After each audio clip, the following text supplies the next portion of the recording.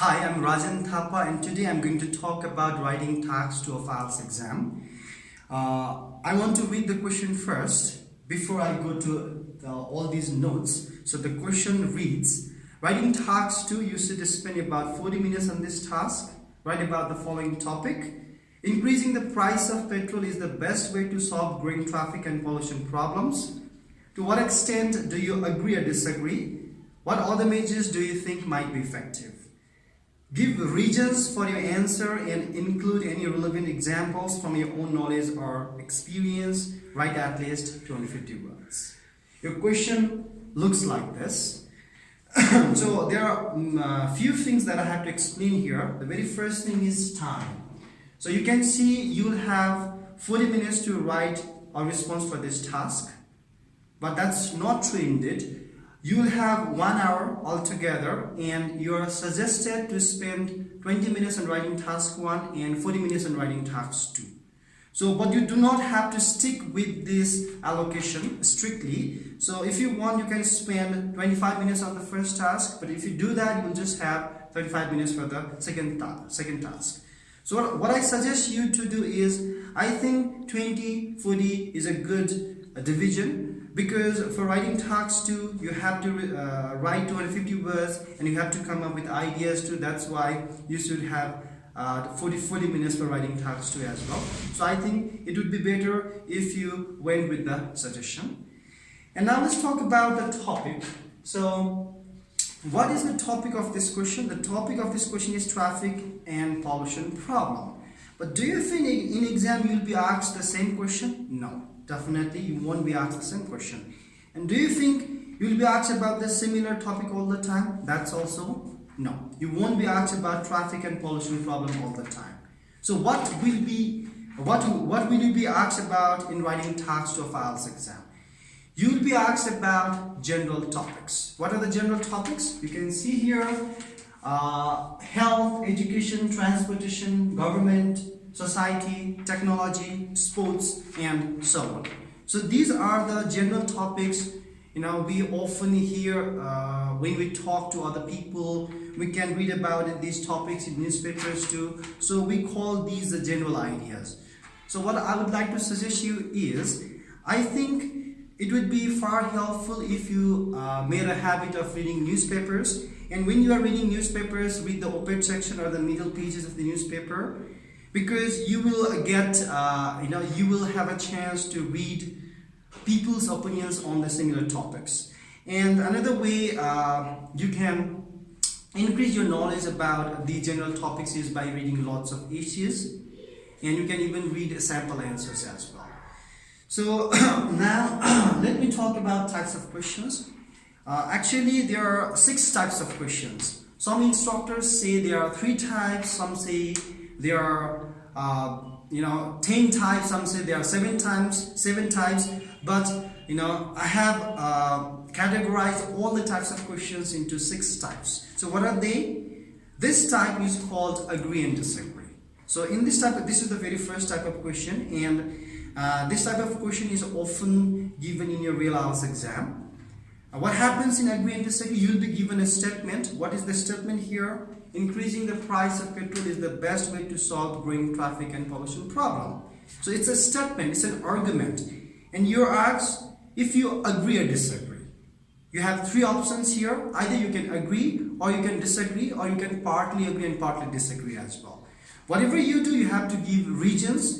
And if you want to support your ideas, you can also use examples. But examples are not mandatory. And here we have one more supplementary question. It reads, what other measures do you think might be effective? You won't be given supplementary question all the time. Sometimes you'll be given a supplementary question. Sometimes you'll be just given a statement and you will be asked, to what extent do you agree or disagree? So this is the first type. And the second type is discuss both views. There are other types, advantages and disadvantages, causes and measures, factors plus supplementary question, and positive or negative. So we'll talk about these types of questions in another video in more detail. So now let's go to the another aspect of the question, reasons and examples. The very first one thing you have to understand is writing is a subjective test, and here there is not one correct answer. There are many ways to write the response for the same question in that. And writing task 2 is an argumentative writing, or we also call it a discursive writing. Here you write your opinions, you write whatever you think is true, or you just write your opinions. So it's not important to write the facts or the data. You just write the opinion, or you just respond on the given topic or on the given question. And I already told you that you don't have to write the examples. You can write the examples, but it's not compulsory. Why do we use examples? If we want to support our ideas with example, then we use example. But if the idea is already obvious, definitely you don't want to waste a sentence or a few sentences by repeating the same idea by writing an example. Now, your own knowledge or experience. Everybody is answering the same question in the exam hall, and I think thousands of people appear in IELTS exam every week, and everybody's response differs from one another. So what does that mean? That means everybody has a different perception, and everybody has a different way to answer the question. So what you have to do is you just need to follow your approach, and you just need to write your ideas.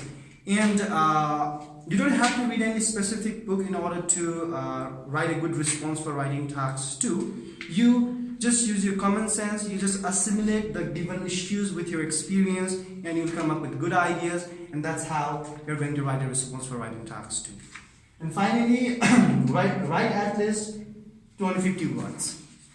Here, what I would like to suggest you is do not write more. Certainly you have to write at least 250 words, but if maybe you think you can write 300 words or 400 words and you can impress the examiner, but that's not true indeed. Because succinctness, that means being able to write by using limited words, is a kind of skill. So I just write few words above 250 words. That means you can write up to 255 or 260. Don't go beyond that, I guess. I mean, you cannot write more and more in order to, because I was in the training at British Council, and the IELTS expert told us, whoever were in the presentation or the seminar, that he told us some examiners do not count each and every word, and they do not read even a single word when it exceeds 250 words. So I think it doesn't make any sense if you write more than 200, maximum more than 255 words. It would be perfect if you could write exactly 250, but you can write a few words above 250. So that's all for now, and in another video I'll talk about all these things in more detail. See you.